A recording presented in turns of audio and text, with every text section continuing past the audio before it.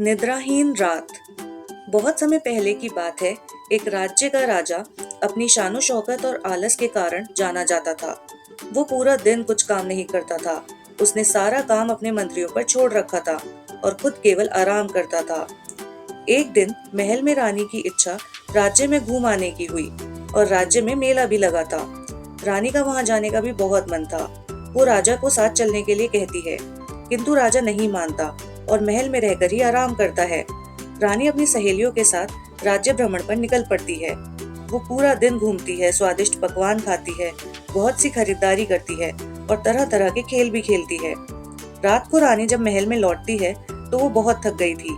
खाना खाने के बाद वो राजा को कहती है, मैं बहुत थक गई हूँ और सोने जा रही हूँ, शुभ रात्रि। ये कहकर रानी सोने चली जाती है, किंतु राजा को बिल्कुल नींद नहीं आ रही थी।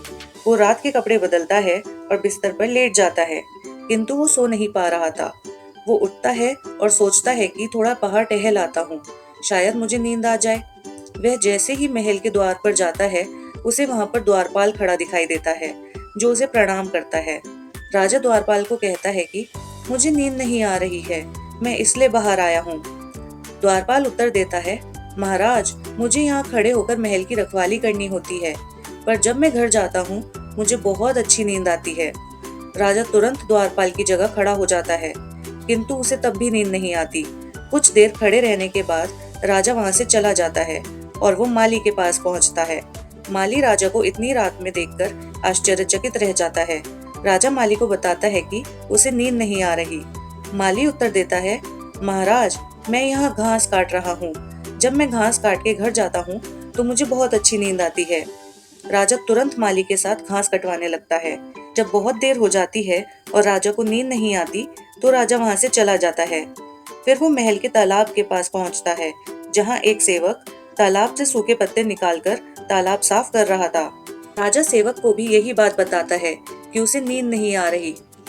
सेवक कहता है, महाराज, मैं महल का काम करके जब घर जाता हूँ तो मुझे बहुत अच्छी नींद आती है। राजा तुरंत सेवक की तालाब साफ करने में सहायता करने लगता है। उधर महल में सोते हुए महारानी को जब ध्यान आता है कि राजा कमरे में नहीं है, तब वो खिड़की से बाहर देखती है तो उसे राजा तालाब साफ करता दिखाई देता है।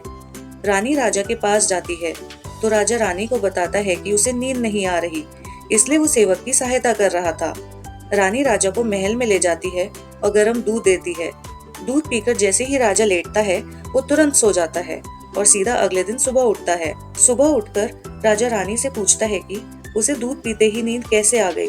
तो रानी उसे समझाती है कि उसे नींद दूध पीने से नहीं, बल्कि उसके किए श्रम द्वारा आई थी, जो कि राजा ने द्वारपाल, माली और सेवक की सहायता करते समय किया था। रानी राजा को समझाती है कि बिना मेहनत किए रात में नींद तक नहीं आती। जीवन व्यतीत करना तो बहुत ही कठिन है। रानी राजा को सलाह देती है कि उसे राज्य का सारा कामकाज मंत्रियों पर ना छोड़कर खुद ही जिम्मेदारी लेनी चाहिए। राजा को रानी की बात समझ आ गई थी। वो पूरे राज्य का कारोबार खुद संभालता है और पूरा दिन व्यस्त रहता है। उसके बाद उसे रात में बहुत ही सुकून की नींद आती है।